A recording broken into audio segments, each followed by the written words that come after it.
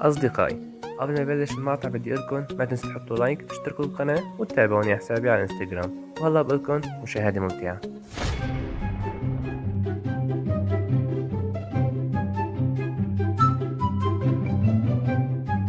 ولك انا وين حطيت ايش هالروايح طبخ هي؟ ايش عطبخين لامي؟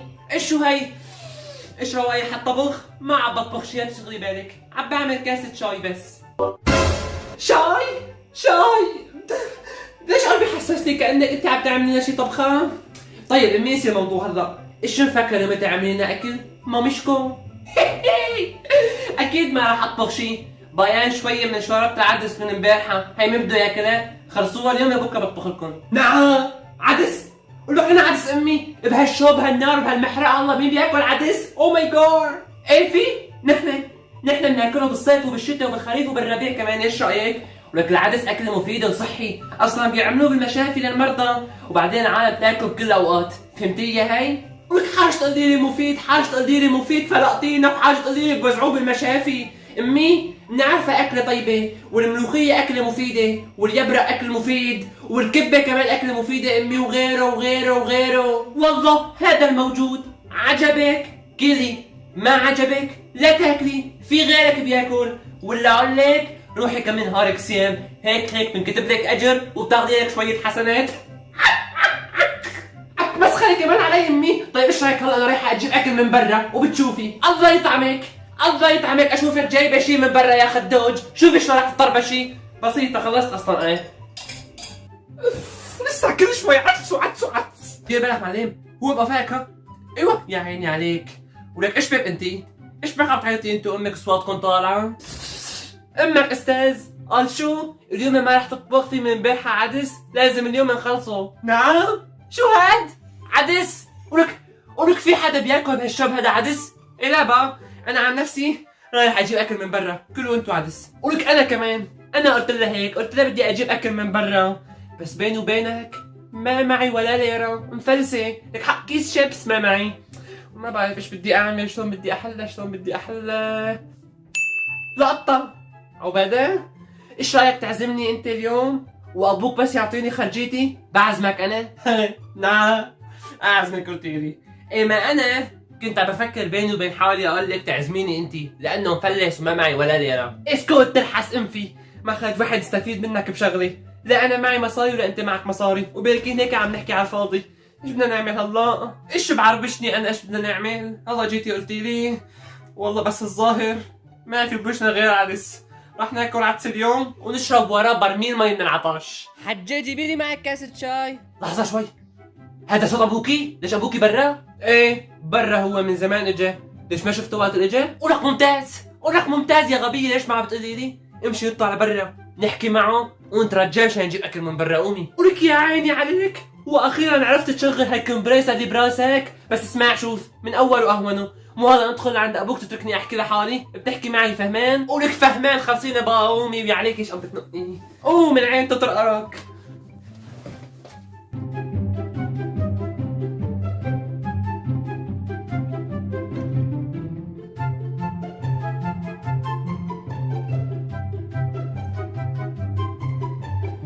بابيشكو حياتي، كيفك يا عسل؟ هلا والله عسل قلتيلي، مالك بالعادة؟ الله الشباب شلون اليوم؟ اهلين محقق كنان، شلونك انت؟ ذهب وعيار 21 وحياتك. خير ان شاء الله، لسانكم حليان زيادة، الله يسترنا من مصايبكم. بس احكي يلا بلشي، ليش ساكتة؟ احكي، روحوا احكي لا تسرع نسكوت خلص. بابا روحي، بصراحة امي اليوم ما عملت اكل، وقال شو في عدس من امبارحة لازم يوم خاص حتى تطبخ لنا، وانا وعبادة منا مشتهين ناكل عدس اليوم، فقلنا يعني ليش ما بنجيب اكل من برا؟ هيك صرنا زمان ما بنجيبنا اكل من برا ولا ايش بطول؟ ايوه ايه احكوا هيك من الاول وريحوني، وانا عم بقول سنة حليان يطلع في لنا بالموضوع، وخير ان شاء الله. ايش ناويين نجيبوا اكل؟ كريسبي بابا، كريسبي قلت لي. وبتشبع هي؟ بتشبع قال، ولك مو بس بتشبع، ولك بتخليك تنبشم بشم، انت ما رح تحسن تخلص هالوجبه اصلا. وجبه كريسبي الوحده شقد حقها؟ مو غالية بابا، كتير رخيصة. يعني وجبة كريسبي كاملة مع صرفيسة مع سلطة روسية مع كولاي ب 30 ليرة. ماشي يا ستي موافق، رح نجيب لكم يوم كريسبي وراح نعشيكم منه، بس طولوا بالكم علي شوي. اسأل امكم بدها تاكل معنا ولا لا؟ لا لا لا لا لا لا لا، ليش لازم تهلا يا عمي؟ ليك نحن التلاتة لحالنا بنكفي. بالله شو؟ بعدين تعال هون ولك، ليوم امك طيبخه وجاي عم تكذبوا علي بذبحكم والله. لا والله ما لا عامله بابا، بس هلا ما بتخليك تجيبنا من برا. لا تاكلوا هم، انا بتصرف. ام عباده بدنا نجيب اكل من برا، نجيب لك معنا عليك؟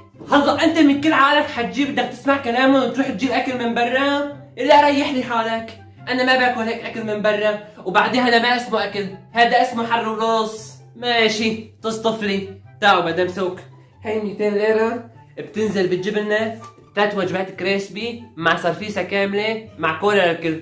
يا لطيف 200 ليرة حق 3 وجبات كريسبي، ولك حجي انت ايش بقى صاير لك؟ عم تطاي مصراتك بالشارع يعني؟ ولك بعدين تعال هون، انت بتعرف هذا اكل شو عم بيعملوه؟ ولك حتى هاي الكريسبي شو عم بقلوها؟ ولك بيستعملوا زيت سيارات ما بيستعملوا زيت قلي. تعال انت اعطيني هال 200 ليرة قلي وانا بعمل لكم 3 وجبات، لا يا ربي بعمل لكم 4 وجبات كمان. وعن ما قال لي عم تاكلوا زيت بالبيت يعني عم تاكلوا اكل صحي. قنعتني، ايه والله قنعتني. تعي حجي امسكي هاي 200 ليرة عليك، بس اسرعي بمساواتهم لانه كلياتنا جوعانين. ايه هات اقول لك الله، هات خلصني، هات هال 200 ليرة. بيشتروا اكل من برا قال، ولو في حدا بيشتري المرض مشترى، بتشتروها المرض مشترى انتو؟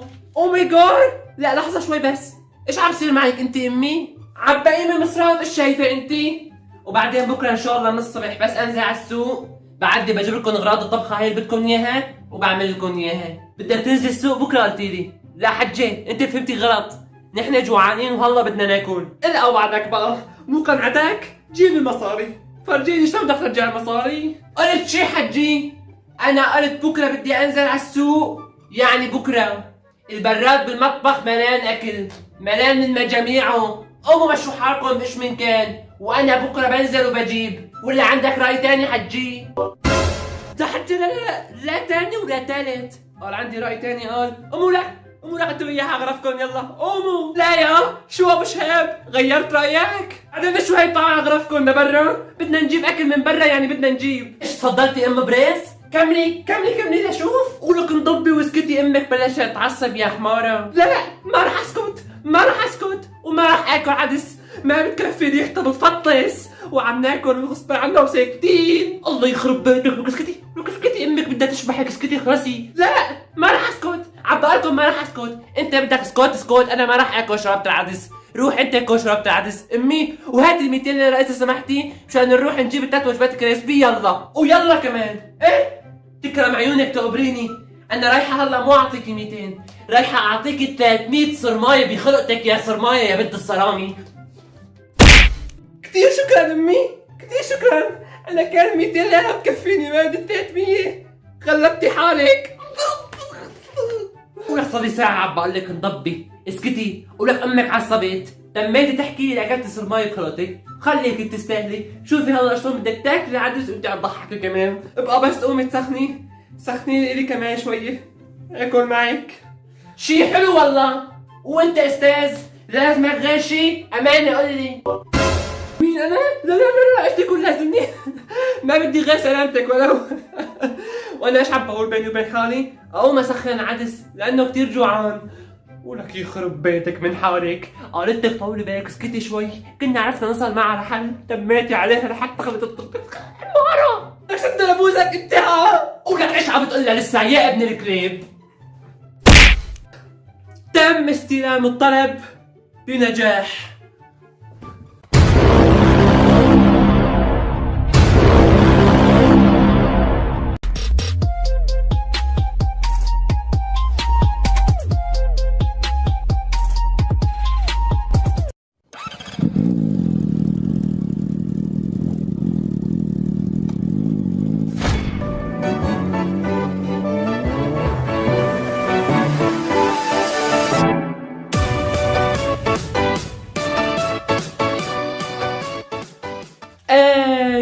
يو حبايبي كنا وصلنا لفقرة مقفل، جاهزين نبلش؟ ليتس جو. طبعا بالحلقه الماضيه كان السؤال بفقره مقفل، اذا انحكمت ب 24 حبس وكان عندك خيار واحد انك تطلع وتستبدل اي شخص من معارفك لحتى ينحكى عنك، مين بتختار وشو السبب؟ كلياتكم قفلتوا ويلا نبلش. وبالتعليق الاول مع ابن ادب عم بقول مقفل بختار اهرب من السجن، اوكي، وبحط مكاني ابن عمي وبعدين بهربه من المطرح اللي هربت منه لاني انا بحبه وكفو معه. جراندايزر فيلر عم بيقول الله محييك يا عباده، انا بشاهد فيديوهاتك دوم احلى عباده. اوكي، انا كنت بدخل كنت بدخل بدالي رفيقي بالصف، ولا قال لك بدخل كل الصف لانه عم يشاركوا كثير وعم ياخذوا مني المشاركه. تعليق من اسماء عم بتقول فيهم مقفل خيار صعب صراحه، اذا انا ارتكبت الجريمه فانا رح اتحاسب، لانه اذا حدا رح يتعاقب عني رح يكون عذاب الضمير بوجه اكثر من حبس 24 سنه. عن جد هذا التعليق نار. سامو بنت الشام عم بتقول بدخل نانتي ام ابوي، بس المشكله ميته، لو عايشه بدخلها هي سبب شجعت بابا انه يتزوج على امي. هلا اوكي تمام، اوكي انا متعاطف معك انه انت زعلان انه ابوك يتزوج على امك، لكن يعني نحن الرجال رب العالمين حلل لنا 4 يعني، فهذا الشيء طبيعي جدا يعني، وبجوز يتجوز وحده ثالثه يعني. اذا بدكم خلي يتواصل معي انا بدبر له. مريانا يا مريانا عم بتقول ما بدخل احد لاني انا غلطت، ما رح اخلي احد يتعاقب بسببي. الله يحفظك يا رب. ممكن طالع تعليقي وهي طالعت تعليقي. عزام يا عزام عم بقول مقفل رح حطك انت بدالي، منه بخلص من هي المشكله ومنه بتخلص منك ام عباده شوي. والله طول بالك، عم امزح اوكي، وما بحط حدا السبب انه هي غلطتي وما حدا له ذنب.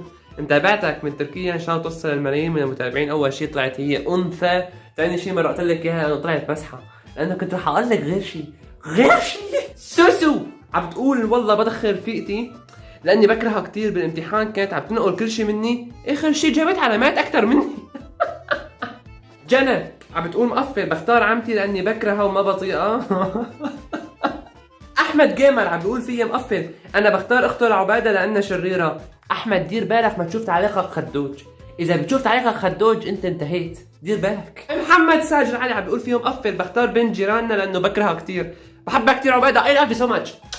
ام عيون بني يا عيون بني عم بتقول مقفل بدخل رفقاتي لانه بتغار مني كثير، او بدخل فيها لانه بتغار منها كثير، مو 24 سنه بدخلها 36 سنه. انت عبدك من اسطنبول. تعليق من فاتن فتون عم بتقول مستر مدمر شو محبوب ومهضوم، ما شاء الله عليك الك حضورك، ثانك يو فيري ماتش. الحموي عم بقول مقفل بختار ابن خالي لانه متعود وقت بيطلع من السجن بيختنق مثل ابو عنتر. عاشقة الورود عم بتقول الله يسعدك يا عباده الفيديو كتير حلو، نستمر في هيك فيديوهات حلوه ان شاء الله توسع 10 مليون ويتوسع حسابك على التيك توك. ثانك يو فيري ماتش. مقفل بحط مرت عمي في السجن محلي لانها كتير بتعمل مشاكل في العيله. يعني طلع في عندكم نسوان عم كمان انتم بيعملوا مشاكل. رورو عم بتقول مقفل انا بختار حماتي لانه ظلمتني كتير، يعني ما بدنا نخلص مشاكل كنا والحماي نحن. وتعليق من هديل عم بتقول فيه فقره مقفل انا بحط رفيقتي السبب لانها كتير حقوده ومكيوده وبتغار مني كتير. مكهوري من الملكه. وباخر تعليق بهي الفقره من عند اللورد محمد عم بيقول فيه مقفل راح احط بدالي مرت ابوي السبب لانيتها حيه وحربايه واخذت محل امي وكمان لو مؤبد. نو واي ما عندي مشكله. هيك حبايب بكون خلصنا فقره مقفل. بدي اعتذر من اصدقاء ما طلعت تعليقاتهم مثل ما كنتم شايفين، يعني تعليقات كثيره وعم بحاول بكل فقره اطالع تعليقات جديده، فبهي الحلقه ان شاء الله بالحلقه المقبله حيكون في اسماء جديده، فاشخاص ما طلعت تعليقاتهم ان شاء الله بالحلقه المقبله راقبوا تعليقاتكم رح تشوفوها ان شاء الله طالعه. والسؤال فقره مقفل لحلقه بكره، يلا انت وانتي معكم مبلغ بالبنك $10,000. $10,000 لازم تصرفوهم خلال نهارين، هدول النهارين رح يكونوا اخر يومين من حياتكم، حياتك وحياتك منتهيه بهدول اليومين. معك $10,000 لازم تصرفهم قبل ما تموت. بشو تصرفهم؟ شو تشتري فيهم؟ او شو تعمل فيهم انت او انت اصدقائي؟ كلياتكم شاركوا حبايب، كلكم اصلوا بتعليقات حلوه رح نطلع تعليقاتكم معنا. لا تنسوا تشاركوا القناه في كل مكان، اشتركوا بالقناه وفعلوا زر الجرس لانه كثير مهم لحتى نوصل على 150,000 بعدين على 200,000. يلا صار الوقت يعني، منتظروني ان شاء الله بفيديوهات جديده. سلام.